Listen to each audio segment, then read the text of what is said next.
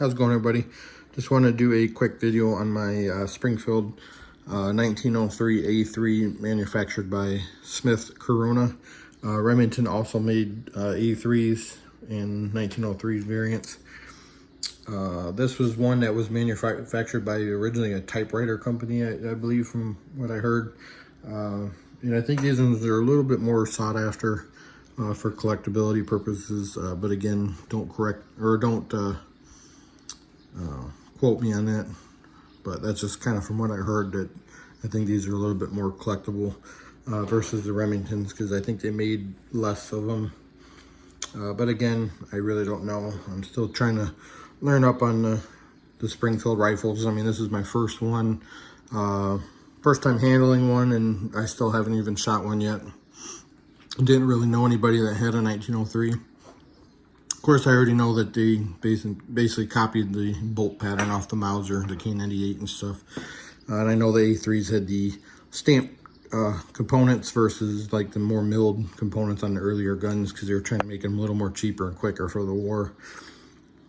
So please, anything you can let me know as far as what's correct or not, I appreciate it. There on the sling here, it does have a manufacturer. I don't know who it is, but it has like a something and then an M and then company, and then it looks like a you can't really see it, but 1944 manufacturer. It does appear to have possibly some blood on it. There's actually a few spots, and then one in here, and a little bit right here. And I believe this might be a Remington replacement stock, because I guess theirs were more squared right here, that retains the middle barrel band, and I guess the Smith Coronas were more rounded, so I believe this is a Remington stock. But again, any info on that to verify that, I appreciate it. This is, of course, the Smith Corona barrel with the 543 date, and the receiver serial number, when I looked it up, it said it was a 1943 receiver. So that hopefully is correct to the gun.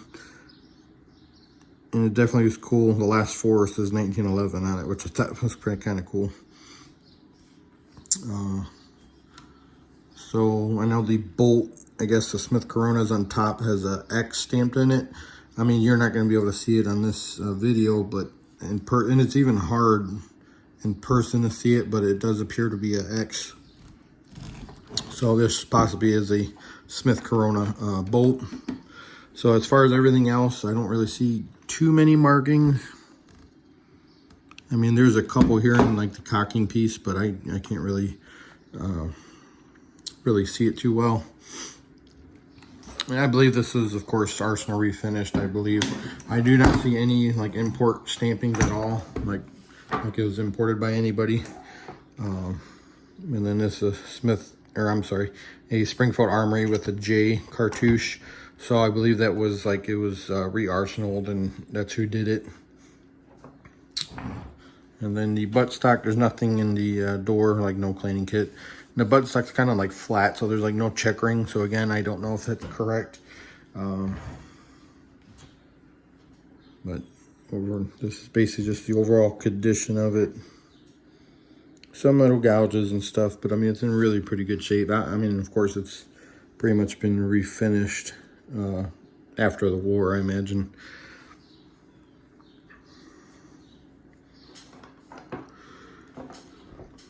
So, I mean, that's pretty much it. The bore is absolutely beautiful on it. When I look down it, it's completely shiny. I mean, not even the slightest bit of pitting. I mean, it looks like it's brand new. Nice and strong rifling, it looks like. So that's definitely a good thing. Definitely, when I first tried the trigger pull, I was amazed by how nice the trigger is. I mean, it almost feels like a match trigger or something. It's kind of crazy. Definitely doesn't feel like any other military rifle I ever felt as far as trigger pull goes. It's really nice.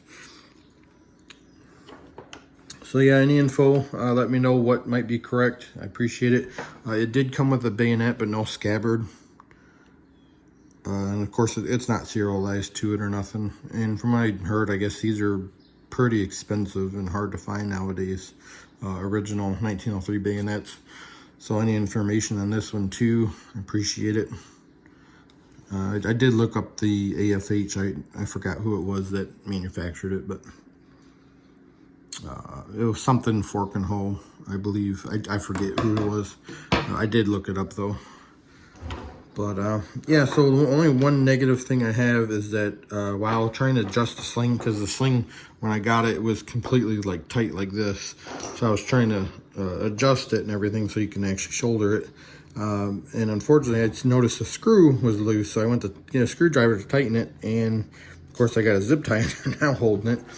On the other side of the swivel, or on the middle barrel band, it's like almost like a, you know, it's pre-threaded in on that side.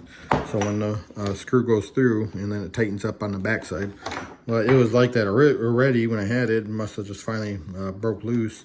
But it was completely wallowed out and stripped out. So that was definitely unfortunate. So now I got to find a new barrel band for this, which is not very easy right now. I've been looking and looking, cannot find really much on it. I have found a bunch that are marked with an R for Remington, which would not be correct. So I'm trying to find an original unmarked Smith Corona barrel band.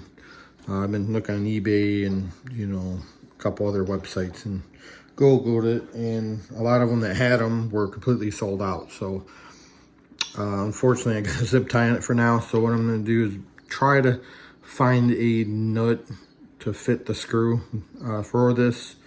And at least for now, if I can do that, I know it's not original or nothing, and probably will have a nice shiny nut on the other side, but at least it will hold everything together and it'll be serviceable until I can find a replacement barrel band. So I'm going to try to do that. If I can't find a nut for that screw, I may have to just get a regular new like screw and a nut and just do that. And at least I can find one that will fit that thread pitch. So I'm not sure what I'm going to do yet, but that's really unfortunate. I was very upset about that. But yeah, so I mean, that's about it. I don't want to say much about, you know, the history or anything, because I just don't really know. Just mostly wanted to show it off, and I can't wait to load up some rounds and try it out. Definitely think it's going to be a fun, nice shooter, and definitely something that it's going to be a good collectible. You know, these 1903s are definitely getting harder to find, and are definitely going up in value. And I know the A3s had the better sight than the earlier 1903s, where they had the front sight over here, or the rear sight, I mean, was more up here. So with the A3s, they did move the rear sight back here and made it a nice, better aperture too. So that was definitely an improvement with the A3s. But yeah, so that's it. Sorry for the shaky video quality and everything. It is with my phone and everything. But definitely a nice rifle. And I love the last serial number. That's pretty cool. So that's it. If you have any questions, you know, I'll try to answer them the best I can. And thanks for watching.